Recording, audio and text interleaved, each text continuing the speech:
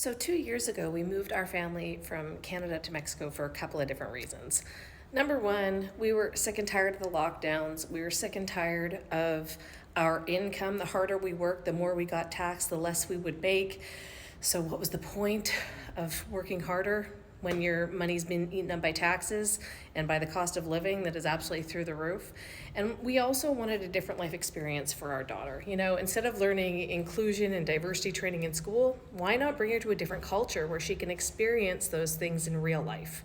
We knew we were coming into a recession for the next few years, and we wanted to continue living our same quality of life. So we made some different decisions, and we decided to go debt-free. Now, the main question I get asked is, how do you afford to live there? What do you do for work? How do you make money? Or there'll be an automatic response of, oh, I wish I could do that, but I could never because of my job. And what I want to tell you is it is possible for you to do the same thing. Maybe not move to Mexico, maybe you want to move to France or Alberta or Australia or New Zealand. Maybe you want to move to the North Pole. It doesn't really matter what you want to do as long as you realize that you are in control of the life that you're living right now. And sometimes it takes a bit of foresight. Sometimes it takes some planning. Maybe it's 6 months, a year, 2 years. But you get to decide, and we only get one life. So for those of you that are wondering how we move to Mexico and what we do to make money, I'm a firm believer of multiple streams of income. So while my husband does real estate here, as well as we just started a brick and mortar business, we do boozy freezy. So we'll sell you a freezy or an otter pop for those of you in the States, margarita, daiquiri, pina colada. There's a few different flavors, but there was a need. So it's learning to serve a need in the marketplace. And Mexico has a ton of opportunities for entrepreneurs, whereas I'm looking at the statistics in Canada, where as small business owners and entrepreneurs are being absolutely crushed by the policies and procedures that are happening in that country.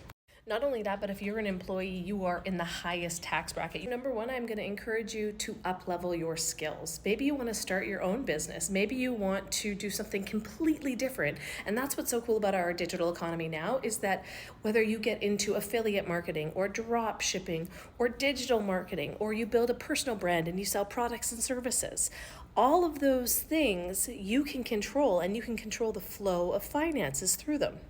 Maybe you go and become an expert of something and teach the masses how to do that thing that you're absolutely passionate about. Maybe you have a skill set right now that you could monetize and share. But no, 8 years ago, I was a hairstylist that owned an on-site wedding business as well as a salon, and I was attached to my job.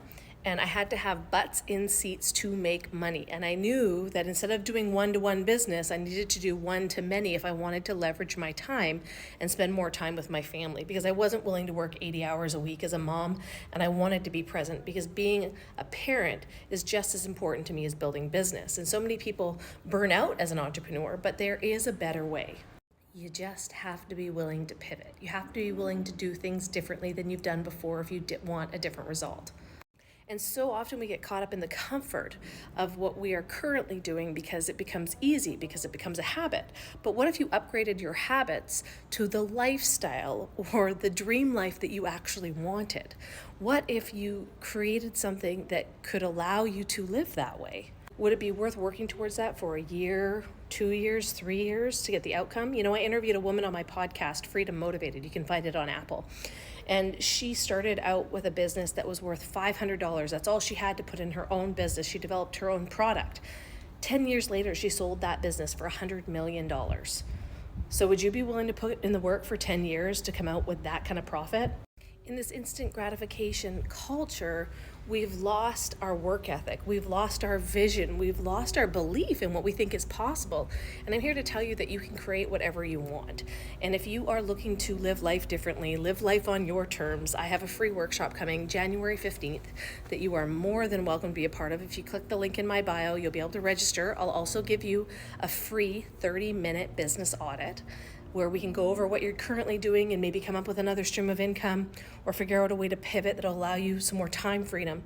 But know that when you are intentional with your time and you work in your zone of genius, anything is possible and you don't have to settle. So don't count yourself out quite yet. You've got massive potential. You just need to be around people that will mirror it back to you.